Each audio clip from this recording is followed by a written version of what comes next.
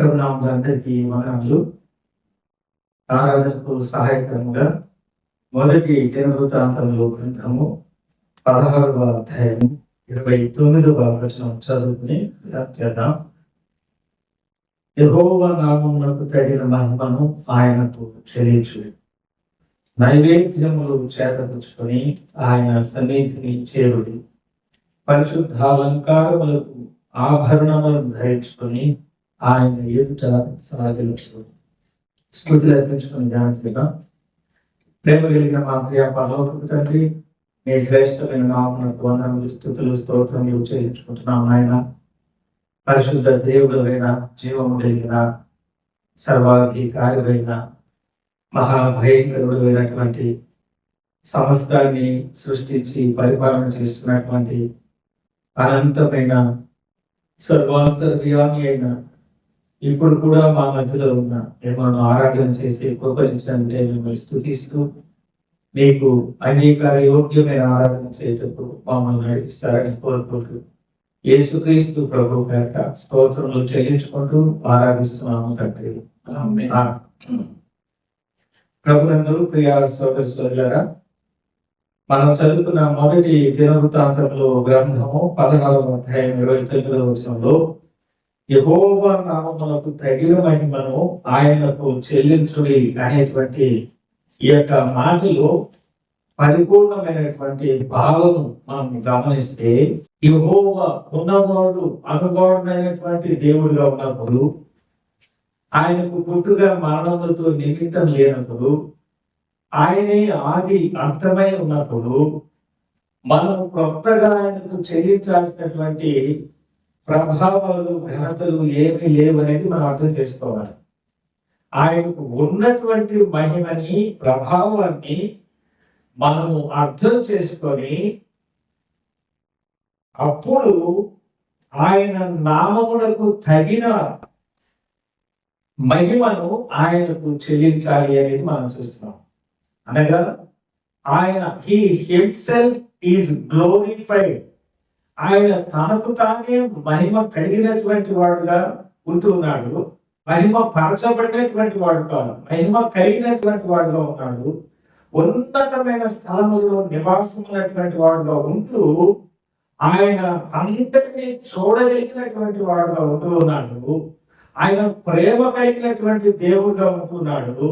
కాబట్టి ఆయనకు ఉన్నటువంటి మహిమని ఆయనకు తగినట్టుగా మనం చెల్లించాలి అనంటే, ఆయనకు ఉన్నటువంటి మహిమని మనకు ఇచ్చి ఆ మహిమ ద్వారా దేవుని మహిమపరచాలని ఆయన ఈ లోకానికి యేసుక్రీస్తు అనే పేరుతో వచ్చి, ఆయన మహిమైనటువంటి పరిశుద్ధమైనటువంటి దేహం మీద మనము పాపము చేసి దేవుడిని గ్రహించే మహిమని కోల్పోయిన స్థితిలో ఉన్నప్పుడు, మన పాప శిక్ష పాపములేని తన శరీరం మీద వేసుకొని ఆయన మన కోసం బలిగా అర్పణగా అర్పించబడడం ద్వారా ఆయన తిరిగి పోగొట్టుకున్నటువంటి, మనము పోగొట్టుకున్నటువంటి మహిమను ఆయన రక్తములో మన పాపములను కడిగి దేవుని మహిమ కలిగినటువంటి స్థలములో ప్రవేశానికి అర్హతను కల్పించాడు.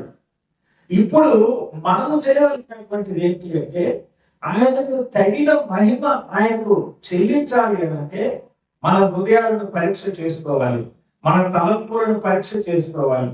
అయ్యా, నీ విలువైన రక్తంలో నన్ను కడుక్కున్నావు, అందుకోసం ఈయనబడిన నీ దేహము, కొట్టబడిన నీ దేహము, పిడిగుద్దులతో గుద్దబడినటువంటి నీ యొక్క ముఖము, నీ ముఖపు గర్భపు వెంట్రుకలు పెరిగివేయబడినటువంటి స్థితి, ముళ్ళ కిరీటాన్ని మొత్తి రెల్లుతో లేక ఆ బ్యాంపుతో బొగ్గు కర్రతో నిన్ను ఆ ముళ్ళు తలలో దిగబడేటట్టుగా కొట్టడము, నడి తల నుంచి అరికాల వరకు నీ రక్తము నాకు కాల్చావు, ఇంత శ్రమను అనుభవించావు అని మన హృదయాల్లో ఆయన ఇచ్చిన పవిత్రతను బట్టి ఆయనను జ్ఞాపకం చేసుకుంటూ హృదయంలో నింపబడిన కృతజ్ఞతని మన పెదవులతోటి, జిహ్వా ఫలాలను ఆయనకి మనం తెలియచేసే వాళ్ళంగా ఉంటాం. అది దేవునికి తగినటువంటి మహిమని మనము ఆయనకు ఆరోపించడము అనేటువంటి మాట మనం చూస్తున్నాం. 89వ కీర్తనలో 5వ వచనం నుంచి 7వ వచనం వరకు మనం చూస్తే, యెహోవా ఆకాశ వైశాల్యము నీ ఆశ్చర్య కార్యములను స్తుతించుచున్నది. పరిశుద్ధ దూతల సమాజంలో నీ విశ్వాస్యతను బట్టి నీకు స్తుతులు కలుగుచున్నవి. మెంటను యెహోవాకు సాగిన వాడెవడు? దైవజనులు యెహోవా వంటి వాడెవడు? పరిశుద్ధ దూతల సభలో ఆయన మిక్కిలి భీకరుడు, తన చుట్టూ ఉన్న వారందరికంటే భయంకరుడు. ఈ భాగంలో అంతటిలో కూడా సారాంశాన్ని మనం చూస్తే ఆయన స్తుతులను కలిగి ఉంటున్నాడు. మనం కొత్తగా ఆయనకు మహిమను ఆరోపిస్తే, స్తుతులను చెల్లిస్తే ఆయన ఉన్నతులుగా అయ్యేటువంటి పరిస్థితి కాదు. ఆయనకు ఉన్నటువంటి ఆ యొక్క మహిమని ఆయన చుట్టూ ఉన్నటువంటి వాళ్ళందరికంటే పరిశుద్ధిగా ఉంటూ, భీకరంగా ఉంటూ ఆయన స్తుతులను కలిగినటువంటి వాడుగా ఉన్నాడు. దేవదూతులతో స్తుతించబడుతున్నటువంటి వాడుగా ఉన్నాడు. నీవు నేను ఈ భూమి మీద పాప భూయిష్టమైనటువంటి లోకంలో నుంచి ఆయన రక్తం వలన విమోచించబడి రక్షించాము. కాబట్టి మనము పరిశుద్ధమైన మనస్సాక్షిని కలిగి ఆయనను ఆరాధించడమే, ఆయనకు తగినటువంటి మహిమని ఆయనకు చెల్లించడం అనేటువంటిది మనము ఈ వాక్య భాగంలో మనం చూస్తున్నాం. కాబట్టి this is the way to glorify him in worshipping God అనేది ఈ భాగంలో మనం చూస్తున్నాం. యెషయా గ్రంథం 60వ అధ్యాయము 6-7 వచనం. ఒంటెల సమూహము మిద్యాను ఏయిఫాల లేత ఒంటెలను నీ దేశం మీద వ్యాపించును. వారందరూ షేబా నుండి వచ్చెదరు, బంగారమును ధూప ద్రవ్యమును తీసుకుని వచ్చెదరు, యెహోవా స్తోత్రములను ప్రకటించెదరు. నీ కొరకు కేదారు గొర్రె మందలన్నీ కూడుకొనును. నెబాయోతు పొట్టేళ్లు నీ పరిచర్యకు ఉపయోగము లగును. అది నా బలిపీఠం మీద అంగీకారం లగును. నా శృంగార మందిరమును నేను శృంగారించను. ఈ భాగంలో మనం చూస్తే ఈ 2 వచనాలు ఉన్న సారాంశం ఏంటంటే, దేవుడిని ఆరాధన చేయాలి అంటే వాళ్ళ యొక్క బహిరంగంగా పైకి కనబడేటువంటి వస్త్రధారణ, వాళ్ళు ధరించేటువంటి ఆభరణాలు, వాళ్ళు ప్రవేశించేటువంటి శృంగారం అనేటువంటి ఆ యొక్క దేవాలయము, ఇవన్నీ కూడా బాహ్యంగా చూడడానికి కూడా అంత పవిత్రమైనటువంటివిగా, అంత విలువైనటువంటివిగా ఉంటూ వాళ్ళు దేవుని సన్నిధికి రావాలి అని పాత నిబంధనలో మనం చూస్తాం. అలాగనే అదే దినవృత్తాంత గ్రంథంలో కూడా వాళ్ళు విలువైనటువంటి నగలను, ఆభరణాలను ధరించుకొని, సౌందర్యవంతమైనటువంటి వస్త్రాలను ధరించుకొని ఆ యొక్క శృంగారం అనేటువంటి ఆ దేవాలయంలో ప్రవేశించి దేవుని వారు ఆరాధన చేయాలి. అలాగా ప్రవేశించేటువంటి వాళ్ళకి ఏ విధమైన మచ్చలు కానీ, ముడతలు కానీ, గుడ్డి వాళ్ళు కానీ, గుడ్డి వాళ్ళు కానీ అవి ఉండకూడదు. అలాంటి పవిత్రమైనటువంటి రీతిగా ఆ యొక్క బలిపీఠాన్ని వారు ముందుంచుకొని వారు ఆరాధన చేయాలి. దావీదు రాజుగా ఉన్నప్పుడు దేవుని యొక్క మనస్సాన్ని తీసుకుని వెళ్ళి ఆ యొక్క దేవుని ఆరాధన చేసేటువంటి ఆ క్రమంలో పబ్లిక్ అంతా కూడా బయట నుంచి వచ్చి ఈ విధమైనటువంటి రీతిగా గౌరవప్రదముగా ఆయన ఎదుట వారు ఆరాధన చేయాలి అనేటువంటి భావాన్ని మనం చూస్తే, కొత్త నిబంధనలో ఎలాగ మనము ఆయనకు ఆరాధన చేయాలి అనేటువంటి విషయాన్ని మనం గమనించినట్లయితే 50వ కీర్తనలో 2వ వచనంలో మనం ఒక మాట చూస్తాం. పరిపూర్ణ సౌందర్యము గల సియోనులో నుండి దేవుడు ప్రకాశించుచున్నాడు, మన దేవుడు వేంచేయుచున్నాడు అనేటువంటి మాట మనం చూస్తున్నాం. ఏది పరిపూర్ణమైనటువంటి సౌందర్యం కలిగినటువంటి సియోను అంటే, యేసు క్రీస్తు ప్రభు రక్తంలో విమోచించబడినటువంటి, ఆయన విలువైన రక్తం పెట్టి కొనబడినటువంటి, ఆయన యొక్క సంఘముగా పిలువబడుతున్నటువంటి భూమి మీద ఉన్నటువంటి పరిశుద్ధులే ఆయనకు పరిపూర్ణమైనటువంటి సౌందర్యవంతమైనటువంటి వారుగా మనము చూడగలుగుతున్నాం. 2వ దినవృత్తాంతముల గ్రంథంలో 20వ అధ్యాయము 21వ వచనంలో పాత నిబంధనలో మనము గమనించినట్లయితే, అతడు జనులను హెచ్చరిక చేసిన తర్వాత యెహోవాను స్తుతించుటకు గాయకులను ఏర్పరిచి వారు పరిశుద్ధాలంకారములు ధరించి సైన్యము ముందర నడుచుచు యెహోవా కృప నిరంతరమును ఆయనను స్తుతించుడని స్తోత్రము చేయుటకు వారిని నియమించాను అన్నమాట. ఇక్కడ దేవుని స్తోత్రం చేయడానికి, స్తుతించడానికి వారి యొక్క పరిశుద్ధాలంకారములను ధరించి వారు ఆ సైన్యము ముందు నడుస్తూ దేవుని స్తుతించడానికి ఒక ప్రత్యేకమైనటువంటి వారిని దావీదు తన రాజ్యంలో మిగిలిన పబ్లిక్ అంతా దేవుని స్తుతించడానికి అనుకూలంగా ఎలాగైతే ఏర్పాటు చేశాడో, దేవుడైనా ఆయన మనల్ని రక్షించి ఈ భూమి మీద అందరూ చూస్తుండగా అందరూ అనుసరించడానికి అనుకూలంగా పవిత్రమైన మనస్సాక్షి కలిగి నిజముగా రక్షించబడినటువంటి వారముగా ఆయన రక్తము పెట్టి విలువైనటువంటి కొనబడినటువంటి ఆరాధించడానికి ఆయన లోకంలో నుంచి ప్రత్యేకించినటువంటి ఒక ప్రజగా మనము లోకములో ఆరాధన చేస్తూ ఉంటుండగా లోకము మనల్ని చూచినప్పుడు వీరు ఒక ప్రత్యేకమైనటువంటి వారు, ప్రత్యేకమైన రీతిలో వీరు ఉన్నారు, ఆరాధికులుగా ఉన్నారు అని గుర్తించేటట్టుగా మనం ఉన్నటువంటి స్థలంలో, మనము ఉద్యోగం చేసే స్థలంలో, మనము సంచారం చేసే స్థలములలో అన్నింటిలో కూడా ప్రజలు, దేవుని ప్రజలు వీరిని చూడడానికి అనుకూలంగా వాళ్ళు ఎలాగా ఆ సైన్యము ముందు నడుస్తూ దేవుని పరిశుద్ధాలంకారం ధరించి స్తుతిస్తూ స్తోత్రిస్తూ ప్రత్యేకమైనటువంటి వారుగా నియమింపబడ్డాడు.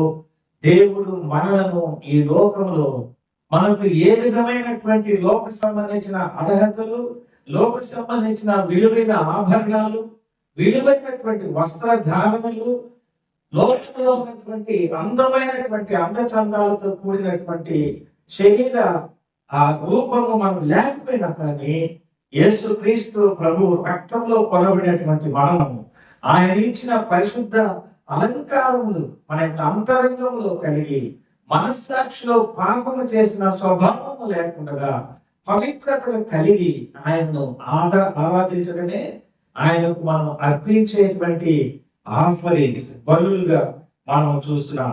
ఈ భాగంలో అవే మనం గమనిస్తున్నాం. 29వ కీర్తన 2వ వచనం, యెహోవా నామములకు చెందవలసిన ప్రభావమును ఆయనకు ఆరోపించుడి, ప్రతిష్ఠితములకు ఆభరణములను ధరించుకొని ఆయన ఎదుట సాగిలపడుడి అనేటువంటి మాట మనం చూస్తున్నాం. మళ్ళీ ఇక్కడ మనం చూస్తే ప్రతిష్ఠితమైనటువంటి ఆభరణములను ధరించుకొని ప్రభు మనం రక్షించినటువంటి రక్షణ కలిగినటువంటి వారముగా, ఆయన ఇచ్చినటువంటి పవిత్రత కలిగినటువంటి వారముగా బాహ్య ప్రపంచానికి ఆనాడు కనిపించేది ఎలాగైతే వాళ్ళు ఆ అందచందమైనటువంటి నియమింపబడినటువంటి వారుగా ఉన్నారు. క్రొత్త నిబంధనలో జీవం వెళ్ళిన దేవుడు హృదయాలను చూస్తూ మన యొక్క హృదయాల్లో ఆయన పట్ల ఎలాంటి భావాన్ని మనం కలిగి ఉన్నాము అనేది గమనిస్తూ మన ఆరాధనను ఆరాధించడానికి ఇది నా శరీరము, ఇది నా రక్తం అని ఆయన తెలియచేసి వాటిని మీరు తీసుకున్నప్పుడు నన్ను ఆరాధన చేయండి అని చెప్పినప్పుడు బాహ్య ప్రపంచము మనుషులు మనం చూచినా చూడకపోయినా జీవం కలిగిన దేవుడు మన యొక్క హృదయాన్ని చూసి ఆయనకు అంగీకారయోగ్యమైనటువంటి మహిమని మనం ఆయనకు చెల్లించేటట్టుగా మనం సిద్ధపరచాడు కనుక హృదయాలను పరీక్ష చేసుకొని ఆయనను ఆరాధన చేసే విషయంలో దేవునికి అంగీకార యోగ్యంగా ఆరాధన చేయగలుగుతున్నామా లేదా అనేది మన మనస్సాక్షికి అర్థమవుతుంది. అలాగే ఆయనను ఆరాధన చేయాలనేటువంటి మాటని మనం చూస్తూ ఉంటాం. అంతేకాకుండా వీరు ఎలాగున్నా బిగ్గరగా వాళ్ళ యొక్క స్వరాలను వినిపింప చేస్తూ ఆయనకు స్తోత్రములు, స్తుతులు ప్రజలందరికీ వినిపించేటట్టుగా ఎలాగైతే తెలియచేస్తూ ఉంటున్నారో, క్రొత్త నిబంధనలో దేవుని పిల్లలమైన మనము ఆయనకు ఎలాగున్న స్తుతులు ఆయనకు అర్పించాలనేటువంటి విషయాన్ని హెబ్రీయులకు రాసిన పత్రిక 13వ అధ్యాయము 17వ వచనం. కాబట్టి ఆయన ద్వారా మనము దేవునికి ఎల్లప్పుడూ స్తుతియాగము చేయుదము అనగా ఆయన నామమును ఒప్పుకొనుచు జిహ్వా ఫలము అర్పించుదము అనే మాటని మనం చూస్తున్నాం. ఎలాగైతే భూమిలో నుంచి ఒక విత్తనము మొలకెత్తి వృక్షమై పంటలు పండి ఆ పండ్లను ఎలాగైతే యజమానునికి ఇస్తుందో, పాత నిబంధనలో ఆయా దేవుడిచ్చినటువంటి ఆజ్ఞలను బట్టి వాళ్ళ యొక్క ఫలాలను తీసుకుని వచ్చేవాళ్ళు. అలాగ ఈ క్రొత్త నిబంధన కాలంలో మన హృదయంలో నుంచి వచ్చేటువంటి ఆ ఫలాలను మన పెదవుల ద్వారా బిగ్గరగా సమాజం ఎదుట ఆయనను స్తుతించి ఆరాధించాలి. అలాంటిదే స్తుతి యాగము. అది దేవునికి అంగీకార యోగ్యమైనటువంటిదిగా జిహ్వా ఫలముగా అర్పించబడుతుంది అనేది మనం చూస్తాం. ఎలాగైతే ఫ్రూట్ ఆఫ్ ఎర్త్, భూమి నుంచి ఆ ఫలము వస్తుందో, అలాగనే లిప్స్ ఫ్రూట్ ఆఫ్ హార్ట్, మన పెదవుల నుంచి వచ్చే ఆ ఫలము హృదయములలో నుంచి వచ్చినటువంటిది. హృదయములలో దేవుని పట్ల పుట్టిన కృతజ్ఞత పెదవుల నుంచి స్తుతియాలను ఆయనకి అర్పించబడుతుంది. కాబట్టి రక్షించబడిన ప్రతి వ్యక్తి విధిగా తన హృదయాలలో కృతజ్ఞత నింపబడిన వాడుగా ఉండి తమ యొక్క పెదవులను కదిలిస్తూ స్వరముతోటి బిగ్గరగా సమాజంలో ఆయనకు స్తుతియాలను చెల్లించాలి అని మనం చూస్తున్నాం. నీవు స్తుతి నీ పెదవులతోటి బిగ్గరగా చెప్పడం లేదు అని అంటే దేవుడు కోరుకున్నట్టుగా నీవు ఆరాధన చేయడం లేదు అంతే. ఆరాధన చేయగలిగి ఉండి స్తుతులు చెల్లించడం లేదు అని అంటే వ్రాయవాణి కలము వలె ఉంది అంటాడు ఆ యొక్క నాలుకని గురించి కీర్తనలోనే. కాబట్టి హృదయంలో నిజంగా దేవుని పట్ల కృతజ్ఞత నింపబడి ఉంటే ఖచ్చితంగా ఎప్పుడెప్పుడు నేను దేవుణ్ణి స్తుతిస్తానా అని మన యొక్క జిహ్వా ఫలాలు అర్పించవలసిన వాళ్ళంగా ఉన్నాం. ఆ మాటలోనే మొదటి దినవృత్తాంతముల గ్రంథంలో 16వ అధ్యాయం 29వ వచనంలో ఆయనకు చెందవలసినటువంటి మహిమ, ఆయనకు ఇవ్వవలసినటువంటి ఆఫరింగ్స్, ఆయనకు చెందవలసినటువంటి కృతజ్ఞత, ఆయనకు చెందవలసిన మహిమ, ఈ విషయాన్ని మనం చూస్తున్నాం. ఇవన్నీ కూడా ఎలా చేయాలి అంటే in the beauty of holiness, ఆ పరిశుద్ధమైనటువంటి రీతిలో ఆయనకు మనం ఆ పరిశుద్ధమైన అలంకారములతో కూడినటువంటి ఆరాధన, హృదయంలో ఏర్పడిన పవిత్రమైన మనస్సాక్షితో కూడినటువంటి జిహ్వా ఫలాలు, అనగా భూమిలో పుట్టిన ఆ గింజ ఫలం ఎలా ఇస్తుందో, హృదయంలో కృతజ్ఞతతో నింపబడిన ఆ హృదయంలో ఏర్పడినటువంటి ఆ ఫలము బయటకు అందించేటువంటి రీతిలో పెదవులతోటి బిగ్గరగా దేవుని సమాజంలో స్తుతిస్తూ ఉంటే అలాగున్న దేవుని యొక్క మహిమ మనం ఆయనకు తెలియచేసినటువంటి వాళ్ళం ఉంటామని ఈ చిన్న ఆరాధన ధ్యానంలో మనం చూస్తున్నాం. అలాగున్న దేవునికి అంగీకారయోగ్యమైన ఆరాధన చేయడానికి ప్రభు మనకు సహాయం చేయగలుగుతాం.